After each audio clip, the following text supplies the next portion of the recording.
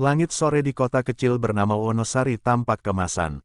Jalanan lengang, hanya sesekali dilintasi kendaraan atau pedagang yang menuntun gerobak. Di pinggir jalan utama, sebuah mobil bak terbuka berhenti, dan dari dalamnya turun seorang pria berseragam loreng dengan tas besar di punggungnya. Itulah Sersan II Arga Prayoga, prajurit TNI AD yang baru saja kembali dari daerah operasi di Kalimantan. Tubuh Arga tegap, wajahnya keras dan tenang. Meski kulitnya legam terbakar matahari, sorot matanya menyimpan sesuatu yang lebih dari sekadar pengalaman tempur, sebuah kerinduan yang lama dipendam. Setelah hampir setahun tidak pulang, kini ia berdiri di tanah kelahirannya, menghirup udara kampung yang damai, untuk sementara. Rumahnya sederhana, berdinding batu bata dan berhalaman kecil. Di sana, seorang gadis muda berambut panjang tengah menyapu teras. Rina, adik semata wayangnya. Saat melihat Arga, sapu langsung terjatuh. Ia berlari dan memeluk kakaknya erat-erat. "Kak Arga," suara Rina nyaris pecah. "Akhirnya pulang juga." Arga tersenyum tipis, menepuk punggung adiknya. "Kamu makin kurus aja." "Kafe lancar." "Lancar, alhamdulillah." "Walau, ya begitulah," jawab Rina sambil menghindari tatapan. Arga sempat menatap heran, namun ia memilih untuk tak menanyakan lebih dulu. Ia terlalu lelah untuk berpikir negatif. Malam itu, mereka makan bersama. Arga mendengarkan cerita Rina tentang bagaimana ia merintis sebuah kafe kecil di pinggir jalan dekat kampus, menjual kopi, nasi goreng, dan roti bakar. Rina terlihat bersemangat, namun di balik tawanya, Arga merasakan sesuatu yang janggal. Tawa itu tidak utuh. Ada jeda, ada keraguan, ada masalah. Tanya Arga pelan. Rina terdiam beberapa detik. "Enggak, cuma capek aja. Banyak pelanggan aneh akhir-akhir ini." Arga mengangguk, pura-pura percaya. Tapi nalurinya sebagai tentara berkata lain. Matanya terbiasa membaca medan, dan kali ini, yang dibacanya adalah raut wajah adiknya sendiri. Ada sesuatu yang disembunyikan. Malam semakin larut. Arga duduk di teras rumah, menikmati kopi buatan Rina. Di kejauhan, suara jangkrik dan anjing menggonggong bersahutan. Kota kecil itu terlihat tenang. Tapi bagi Arga, ketenangan yang terlalu sunyi seringkali menyimpan bahaya yang belum terlihat. Ia menatap langit gelap yang tanpa bintang. 2 hari setelah kepulangan Arga, suasana rumah masih hangat. Rina tampak sibuk menyiapkan bahan untuk dibawa ke kafenya pagi itu. Arga, sambil menyeruput kopi di meja dapur, memperhatikan gerak-gerik adiknya yang tampak canggung, seolah menyembunyikan sesuatu. Setiap kali ponselnya berdering, Rina langsung mematikannya atau menjauh dari kakaknya. Sore harinya, Arga memutuskan untuk mengantar Rina ke kafe. Kafe mungil itu berada di dekat jalan kampus, berdinding kayu, dengan cat biru muda yang mulai memudar. Tempatnya tidak besar, tapi cukup ramai dikunjungi mahasiswa dan warga sekitar. Namun sore itu, suasananya agak berbeda. Rina terlihat gelisah, sering melihat ke arah jalan. Sekitar pukul 5, sebuah mobil Avanza hitam berhenti di seberang jalan. 3 pria keluar, berpakaian preman. 2 di antaranya duduk di kursi luar kafe, sementara satu lagi masuk tanpa menyapa. Rina langsung tegang, wajahnya pucat. "Mbak Rina," sapa pria botak bertubuh gempal. "Kami cuma mau ngobrol sebentar soal izin usaha." "Ini, sudah saya urus, Pak." "Semua surat lengkap," jawab Rina gemetar. "Surat lengkap, tapi kamu tahu sendiri, banyak yang bisa dicari celahnya. Kalau nggak mau dipermasalahkan, ya tinggal kerja sama aja sama kita." "Gampang, kan?" Arga yang melihat dari jauh langsung bangkit dari duduknya. Tapi sebelum ia melangkah, Rina memberi isyarat halus, "Jangan." Arga menahan diri, kembali duduk, menatap dari balik dinding kaca. Ia tahu sekarang, Rina sedang diancam. Pria itu menyodorkan kartu nama. Tidak resmi, tidak berlogo institusi, hanya tulisan, "Bribka Doni, Intel Reskrim." Lalu dia menggeser selembar kertas. Isinya daftar tuduhan, usaha tanpa izin HO, penyalahgunaan area trotoar, bahkan dugaan pelanggaran izin edar minuman. "Semuanya dibuat-buat. Kami bisa bantu, Mbak. Tapi ya, ada uang rokok lah. 5 juta aja buat awal. Minggu depan kita cek lagi," kata Doni sambil tersenyum lebar, seperti orang yang sedang menawarkan asuransi.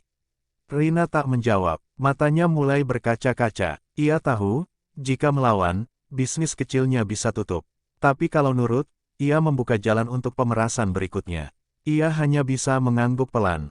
Doni dan dua temannya tertawa kecil, lalu pergi begitu saja. Saat suasana tenang kembali, Arga masuk ke dalam. Siapa mereka? Tanyanya datar. Cuma, orang yang mau bantu urus izin, jawab Rina singkat. Nggak usah dipikirin, Kak. Arga memicingkan mata. Ia bukan anak kemarin sore. Pengalaman di medan tempur membuatnya peka terhadap tekanan psikologis. Tapi ia memilih diam. Ia tahu, jika menekan Rina sekarang, gadis itu akan makin tertutup.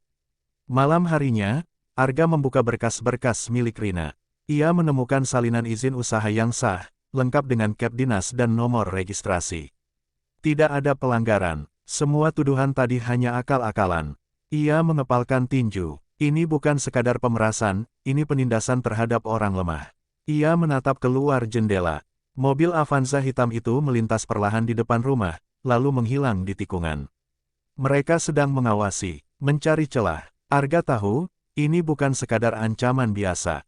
Ini sistem gelap yang sudah berjalan lama, dan adiknya adalah mangsa berikutnya.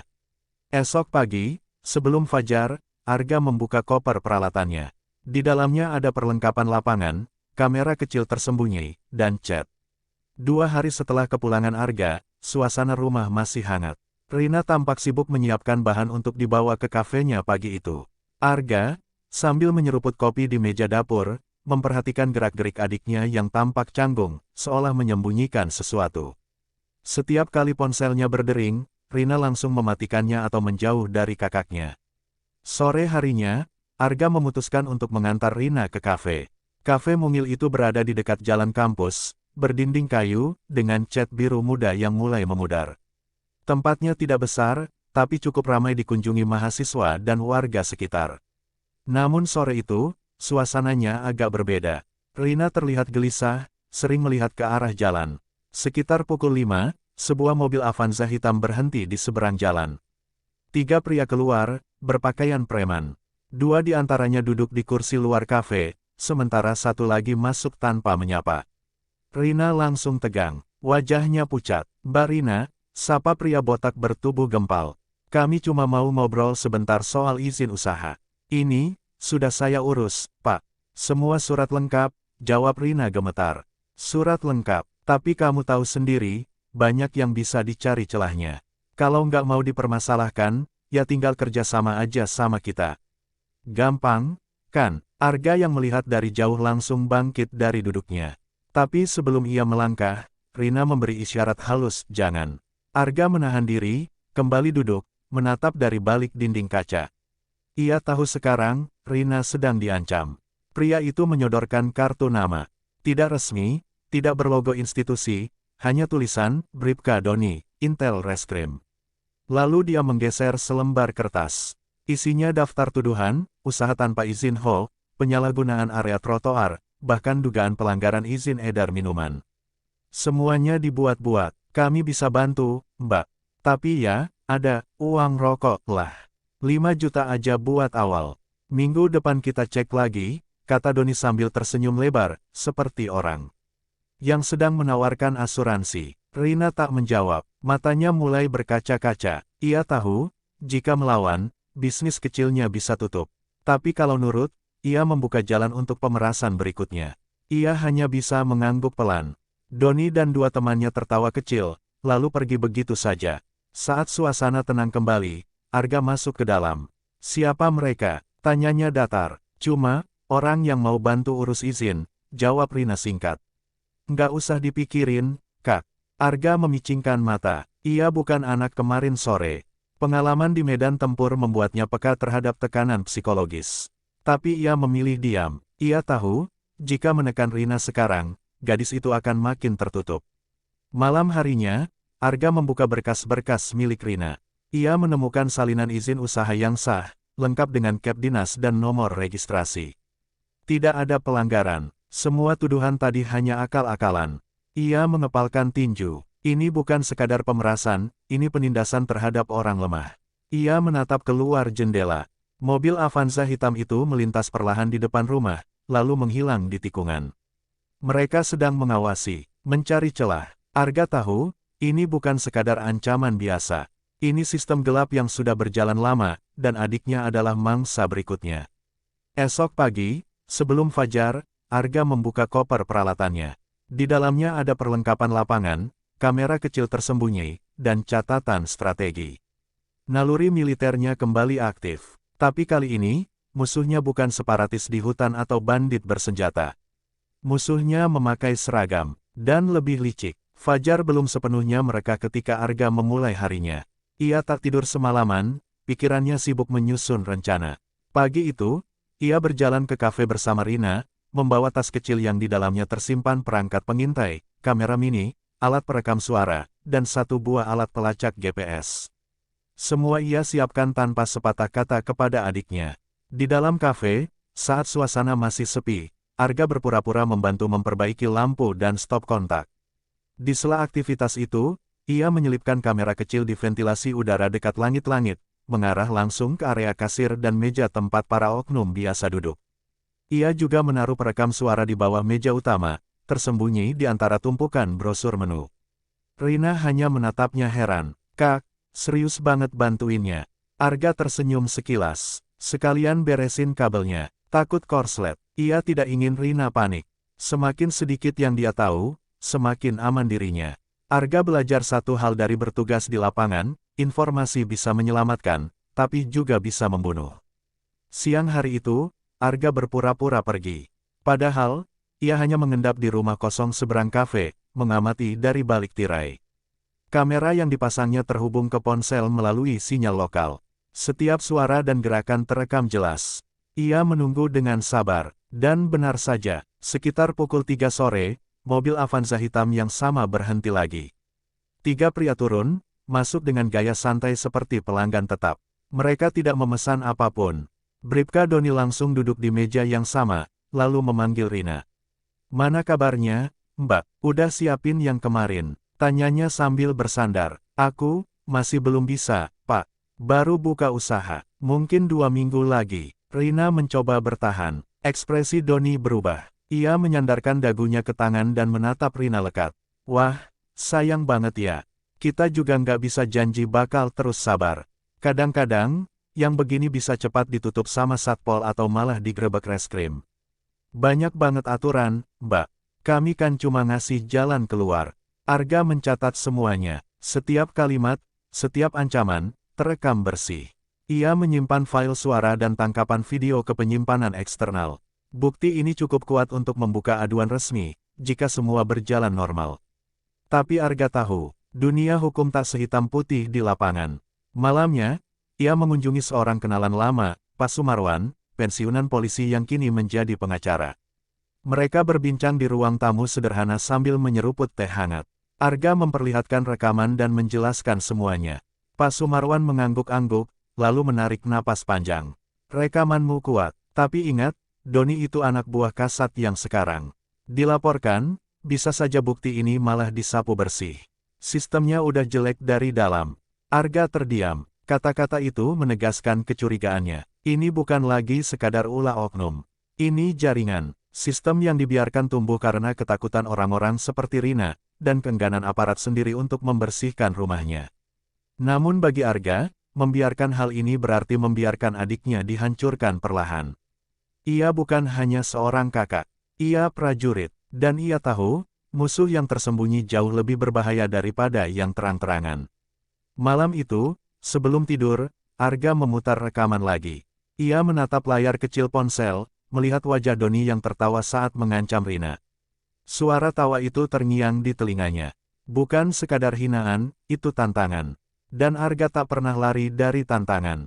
Keesokan paginya, Arga berdiri di depan gedung Polres. Seragam teninya ia ganti dengan pakaian sipil. Ransel kecil di punggungnya berisi bukti rekaman suara dan video pemerasan yang ia kumpulkan selama 3 hari terakhir. Raut wajahnya datar, tapi matanya tajam, seperti sedang menilai medan musuh. Di ruang SPKT, ia duduk dengan tenang sambil mengisi formulir pengaduan. Petugas yang menerima laporan tampak gugup ketika melihat isi flash disk yang diberikan Arga. Beberapa menit kemudian, ia dibawa ke ruangan lain, lebih tertutup. Di sana duduk seorang perwira berpangkat kompol, memperkenalkan diri sebagai Kompol Wirya, Kepala Seksi Pengawasan Internal. "Ini serius, Pak," ujar Arga sambil menatap lurus. Saya anggota aktif. Dan yang kalian lindungi di luar sana bukan aparat, tapi pemeras. Saya minta laporan saya ditindak. Kompol Wirya membuka file, memutar rekaman.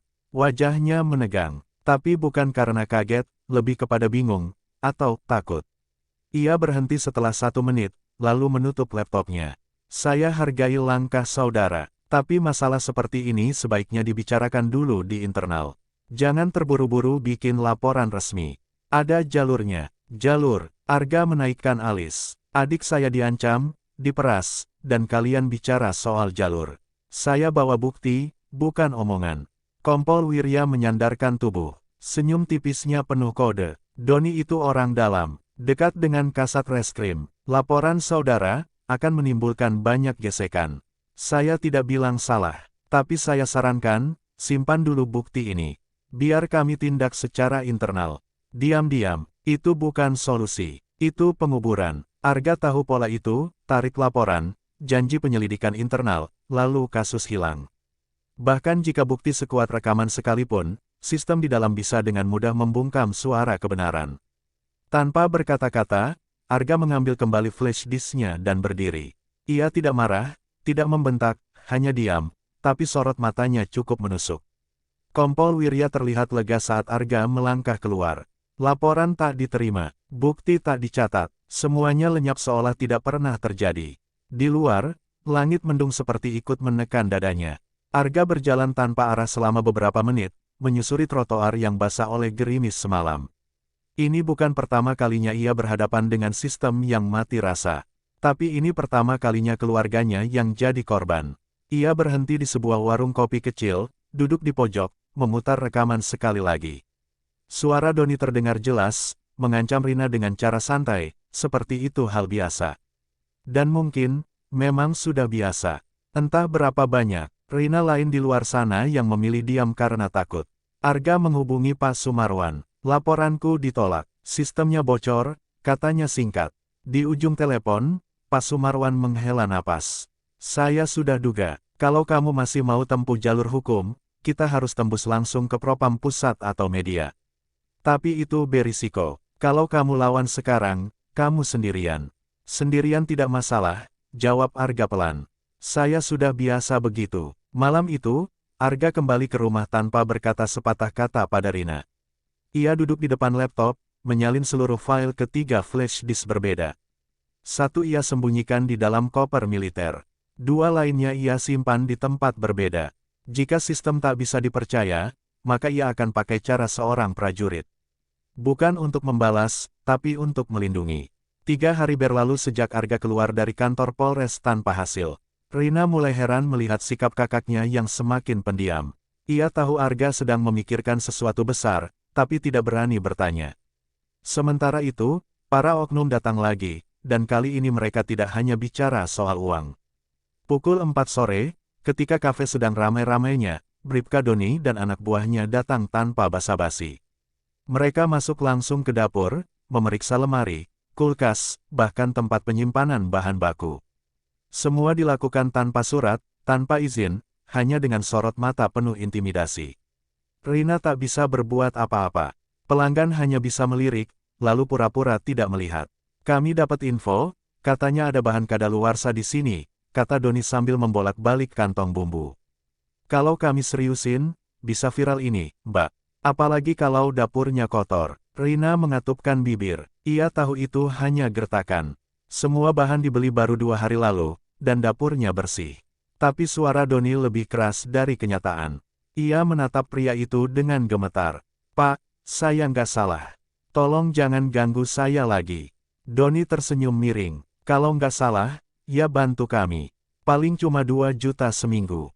Kecil buat bisnis kayak gini. Kita bantu jaga supaya nggak ada razia tiba-tiba. Aman. Salah satu dari mereka mendekat ke Rina, menaruh tangan di meja dengan kasar. Atau kalau nggak punya uang, bisa dibantu dengan cara lain, Mbak. Heh, kita semua fleksibel, kok. Itulah momen ketika Arga muncul dari balik pintu belakang. Ia berdiri diam selama beberapa detik, memperhatikan ketiganya. Wajahnya dingin, tak bersuara. Ketika Doni menoleh, ekspresinya berubah. Tegang, seolah baru sadar mereka sedang masuk wilayah berbahaya. Keluar, kata Arga pelan, tapi penuh tekanan. Loh, ini siapa? Tanya salah satu preman itu sambil berdiri, sok berani. Pemilik tempat ini sekarang, jawab Arga sambil maju 2 langkah. Kalau kalian masih merasa polisi, saya tantang tunjukin surat tugas. Kalau enggak, kalian cuma kriminal berbaju preman. Doni tertawa kecil, berusaha meredakan ketegangan.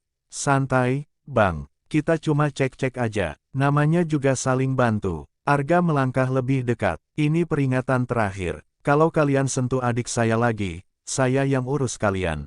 Dan saya tidak akan pakai jalur hukum yang kalian pikir bisa kalian atur. Tatapan mata Arga tidak berubah. Tegas, tenang, dan sangat serius. 3 pria itu akhirnya mundur pelan. Sebelum keluar, Doni sempat berbisik, hati-hati, Mas. Dunia ini lebih kotor dari yang kamu kira. Malam harinya, Arga menaruh 1 kamera tambahan di dalam kafe, kali ini tersembunyi di dinding luar yang menghadap ke jalan. Ia tahu, mereka akan kembali. Tapi ia ingin tahu kapan, dan dengan siapa. Di balik semua ketenangannya, Arga mulai menyusun rencana. Ia tidak hanya akan bertahan. Ia akan menyerang balik. Tapi untuk itu, ia perlu tahu siapa yang berdiri di belakang Doni, dan seberapa dalam akar korupsi ini tumbuh. Langit malam gelap tanpa bintang, kota kecil Wonosari tampak lengang, hanya ada suara motor sesekali melintas di jalanan. Kafe Rina tutup lebih awal malam itu. Bukan karena sepi, melainkan karena Arga memintanya. Ia merasa sesuatu akan terjadi, dan ia tidak salah. Sejak pertemuan terakhir di kafe, Arga tidak melihat lagi Doni dan anak buahnya. Tapi justru itulah yang membuatnya resah. Orang seperti Doni tak pernah diam lama. Arga tahu mereka sedang merancang sesuatu. Dan malam itu, insting militernya berdetak keras. Sekitar pukul 9 malam, Rina yang sudah tidur lebih dulu tiba-tiba terbangun karena suara ketukan pelan di jendela samping rumah. Ia mengintip dengan hati berdebar, samar, ia melihat sosok pria berdiri di balik bayangan pohon. Doni, Kak, Rina memanggil Arga dengan suara tertahan, nyaris berbisik. Arga sudah duduk di ruang tengah dengan pisau lipat di tangan. Ia mendekat ke jendela, lalu menyalakan kamera pengintai yang diarahkan keluar rumah. Doni berdiri sendirian, tangan di saku. Tak ada mobil, tak ada anak buah. Tapi Arga tahu, pria itu tidak datang sendiri. Lalu terdengar suara jebol dari belakang rumah. Pintu kayu gudang dibuka paksa. Seseorang menyelinap masuk, cepat dan senyap. Arga bergerak seperti bayangan. Ia memegang tongkat besi pendek dan menyelinap ke dapur tanpa suara. Di sana, seseorang pria berbadan kekar, sedang membuka lemari penyimpanan sambil melihat ke arah ruang tamu. Arga tak menunggu. Sekali ayunan ke kepala, pria itu tumbang dengan dentuman keras. Rina menjerit. Teriakan itu memicu kekacauan. Doni masuk melalui jendela, mengeluarkan pistol. Berhenti. Jangan macam-macam, tentara. Arga berbalik, menatap Doni dengan mata kosong. Turunkan senjatamu. Lo yang turunin. Teriak Doni, tangan gemetar. Gue bisa bikin lo hilang dari catatan kalau malam ini lo salah langkah. 1 detik hening. Lalu Doni menarik pelatuk. Peluru meleset, menghantam tembok. Arga berguling ke samping dan menendang meja hingga menjatuhkan Doni.